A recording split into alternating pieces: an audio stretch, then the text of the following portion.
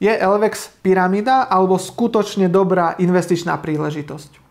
Osobne si myslím, že je to pyramída na ťahanie peňazí od ľudí. Vklady ľudí tečú na jeden kryptoúčet a z tohto účtu sa vyplácajú peniaze investorom.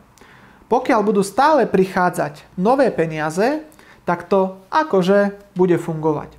Ak ľudia prestanú posielať nové vklady a prípadne začnú vyberať svoje prostriedky, celé sa to zosype a veľa ľudí opäť bude plakať, lebo hľadali skratky, chceli mať veľké výnosy, ideálne za pár týždňov.